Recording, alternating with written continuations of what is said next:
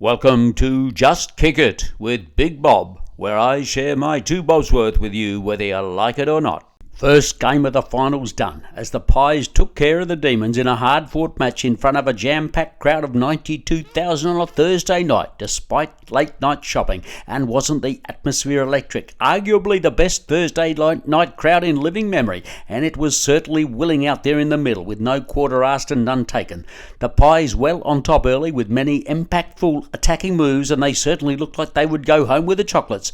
Furthermore, they were on the recipient end of several favourable umpiring decisions. Not that there's anything unusual about that. But then the Demons, who had never looked like it in the first half, stormed home in the last stanza with 19 repeat entries forward, only to see the Pies hang on grimly by the skin of their fingernails as the backmen elevated and stood tall regardless of their height.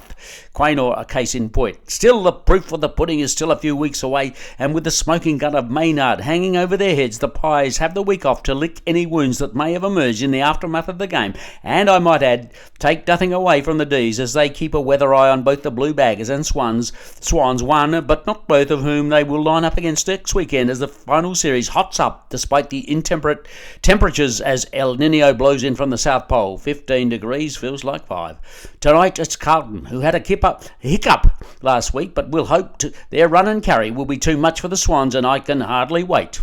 Napoleon, kingpin in the machinery of France, big-time emperor with large ideas.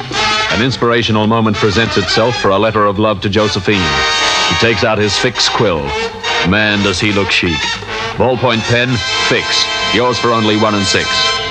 Having misappropriated their way into 8th position while the Watchdogs had a nap and accessories after the fact, the feathered nesting hand-sitters played canasta, the Swans went down in another nail-biting affair that had hearts racing into the dying seconds as the Blue Baggers held on to a narrow lead to closely mirror the result and complexion of the previous night's game, with another 92,000 in the house and worth they loud. The young Blues produced a couple of goal-square routines that Curly, Larry and Mo would have been proud of, showing an aptitude for both comedy and tragedy, and managed to stave off the wet sail Swans, who, having played in stits and farts throughout the night, will be kicking themselves at their poor goal-kicking when it came to the crunch in the violet crumble sense of the word. As for GWS, they are in pole position, the likes of which hasn't been seen since Paleface Adios won the Inter-Dominion back sometime last century, and didn't the bookies grumble. The Saints were like headless chooks and couldn't get their system going because, put simply, they don't have one. They joined the Swans all washed up in the flotsam and jetsam of season 2023. Up at the Gabba, Port were hapless and lacked a steady hand on the tiller, and by that I mean on-field leadership. And what did they expect, having relegated their skipper in a disgraceful display of black-legging betrayal and transgression of solidarity that cannot be condemned too strongly in my book? They looked second-rate against the scarily relentless Lions, who emerged from the pack as favourites at this point in time and juncture in the final series, and could be at unbackable odds if, and it's a big if and when they win the prelim, cheered on by the rabid crowd up there in the cauldron of the Gabba.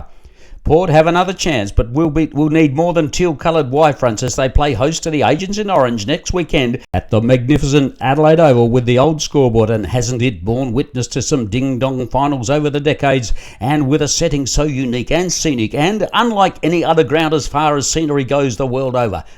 GWS to beat Port, Melbourne to beat Carlton. Thanks for listening. You have been hearing and feeling Big Bob with my 2 bobs worth, whether you like it or not. Until next time. You never understood that it ain't no good. You shouldn't let other people get your kicks for you.